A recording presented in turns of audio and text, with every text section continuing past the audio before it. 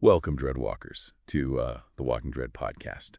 We're going to be exploring the dark corners of horror and the unsettling questions they raise. I'm Adrian, and tonight we're diving into a story that'll make you think twice about the price of power and the chilling reality of inherited darkness. It's called The Manor's Keeper. Ooh. And joining me to unpack this creepy tale is Julia. Thanks for having me, Adrian. I think this story really gets under your skin, especially when you start to think about the consequences of seeking control through dark means. Yeah, it all starts with his family, the Holloways, living in this old manor that practically oozes bad vibes. Right. You get that feeling Oh, yeah. when a place just feels heavy at the weight of old sins. Totally. But on the surface, they seem like an ordinary family. A little off, maybe, Right. but nothing too out of the ordinary. Right. There's a sickly child, a nervous mother, and a father whose smile never quite reaches his eyes. And then there's Amelia, our cleanser. She walks into the situation and immediately senses something is wrong.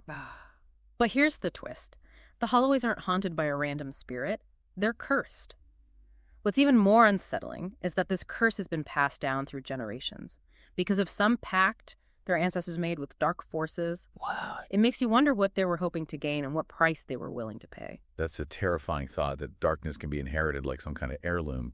So they bring Amelia in for this ritual, but not to get rid of the curse.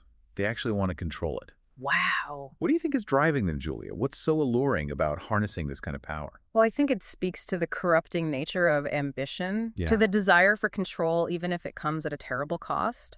The Holloways saw the curse as a source of power, something that gave them wealth and influence. They were willing to sacrifice anything, even their own souls perhaps, to maintain that control. And the ritual itself is pretty disturbing. It involves Amelia's blood chanting and this palpable sense of wrongness, like the manor itself is reacting to what's happening. What do you make of those details, Julia?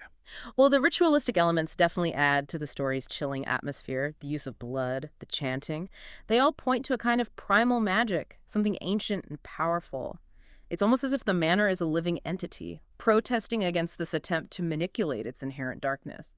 Or perhaps it's celebrating the Holloway's attempts to bind the curse more tightly to themselves. And then comes the climax of the story. As Amelia's performing the ritual, she sees faces in the shadows. Oh. Not demons or monsters, but generations of Holloways, all with these eerie, knowing smiles. Whoa. It's as if they knew exactly what was going to happen. That's the moment you realize just how insidious their plan is. They weren't seeking help. They were seeking a tool, a weapon. And tragically, Amelia becomes that weapon. Instead of cleansing the evil, she becomes its protector. So Amelia's trapped, bound to this horrifying purpose, and the manor remains untouched by time, almost like a monument to her sacrifice. People say they see her sometimes, her face etched with despair. Why do you think the manor remains unchanged, Julia? What does that tell us about the curse? Well, it suggests that the curse is feeding on Amelia's power, her very essence. By binding her to the manor, the Holloways have ensured their continued prosperity, their corruption protected by Amelia's spectral form. And the tragedy is every soul drawn to the manor, every whisper of its dark reputation only strengthens the curse. Amelia, the one who came to cleanse the evil, becomes the heart of the manor's darkness. It's a truly chilling thought.